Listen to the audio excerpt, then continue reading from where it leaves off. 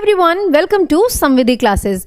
मैं हूं नेहा और आज के इस सेशन में हम कवर करने वाले हैं टॉट लॉ क्या कहलाता है। क्या ये लॉ ऑफ टॉट कहलाता है या ये लॉ ऑफ टॉट्स कहलाता है। तो हम एक सिचुएशन लेते हैं जहां पे दो लोग हैं, मजमान शान और जजमान शान। ठीक है, अब मजमान शान एक दिन मज़े मज़े में जजमान शान को धक्का दे देते हैं। ये हो गई हमारी सिचुएशन 1।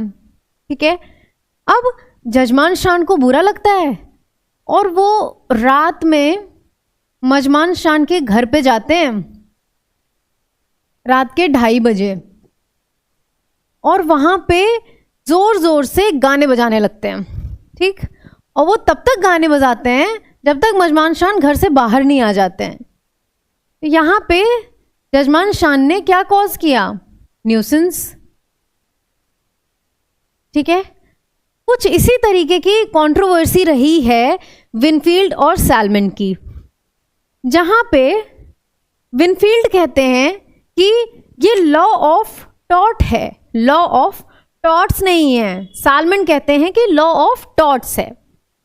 विनफील्ड कहते हैं जो भी रॉन्गफुल एक्ट है जिसका कोई जस्टिफिकेशन नहीं है वो टॉट कहलाएगा। ठीक है, किसी ने किसी को धक्का दे दिया, थप्पड़ मार दिया, किसी के घर पे जाकर के कुछ भी बवाल कर दिया, कुछ भी, ठीक है, जो कि ऑलरेडी डिफाइंड नहीं है, किसी भी लॉ में डिफाइंड नहीं है, वो टॉट है। ठीक है, दूसरी चीज इन्होंने बोली कि टॉट लॉ जो है वो ओपन एंडेड है। इसका मतलब है कि भले ही जो ऑलरेडी डिफाइंड टॉट्स नहीं है, जैसे कि अगर कोई चीज़ है जो कि डेफेमेशन है तो वो तो डेफेमेशन की कैटेगरी में आ जाएगा, लेकिन कुछ ऐसी भी चीज़ें होंगी जो कि यहाँ पे डिफाइंड ही नहीं है, वो लेकिन रॉन्गफुल हैं, तो उनको भी इस टॉट की कैटेगरी में लाया जा सकता है। लेकिन सैलमन कहते हैं कि ऐसा कुछ भी नहीं है। जो पहले से जैसे आईपीसी में जो ऑफेंसेस को डिफाइन कर दिया, लायबिलिटी उन्हीं ऑफेंसेस के लिए होगी, वैसे ही लॉ ऑफ टॉट के under what ever has been defined, already defined, सिर्फ उन्हीं चीजों के लिए लायबिलिटी अराइज होगी और किसी और चीज के लिए नहीं होगी।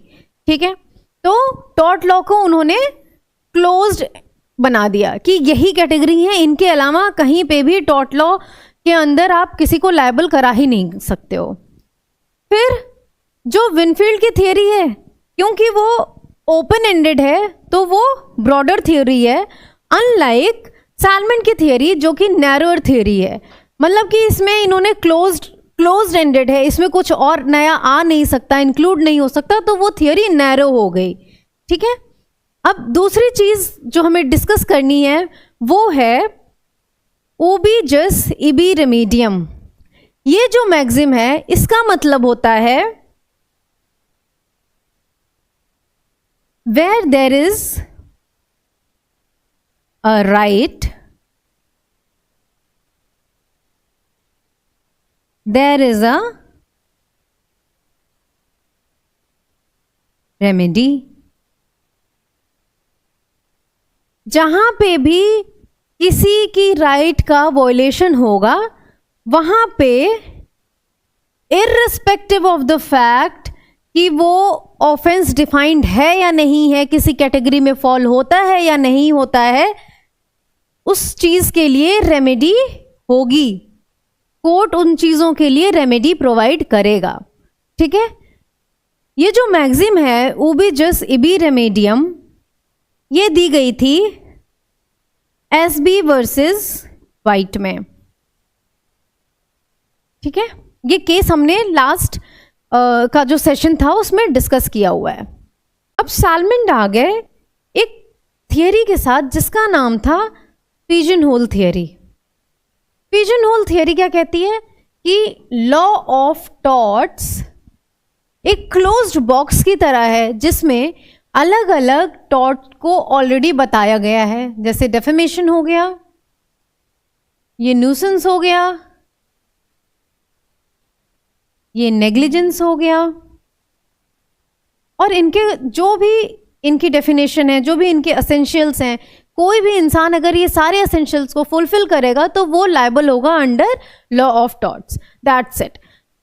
अब जो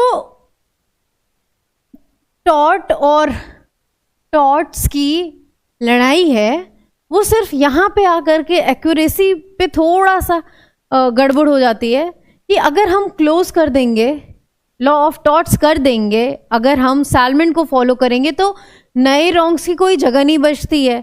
लेकिन क्या ये पॉसिबल है इस सोसाइटी में? नहीं है, क्योंकि सोसाइटी में हमेशा नए ऑफेंसेस की जो होने की जो पॉसिबिलिटी होती है वो बढ़ती रहती है।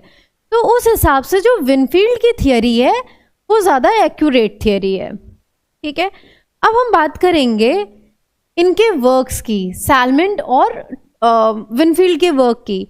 जो भी किताबें सैलमन ने लिखी उनका नाम सैलमन ने लॉ ऑफ टॉर्ट्स रखा, और जो भी किताबें विनफील्ड ने लिखी उनका नाम विनफील्ड ने लॉ ऑफ टॉर्ट लिखा। So that's it for today's video. Thank you so much for watching.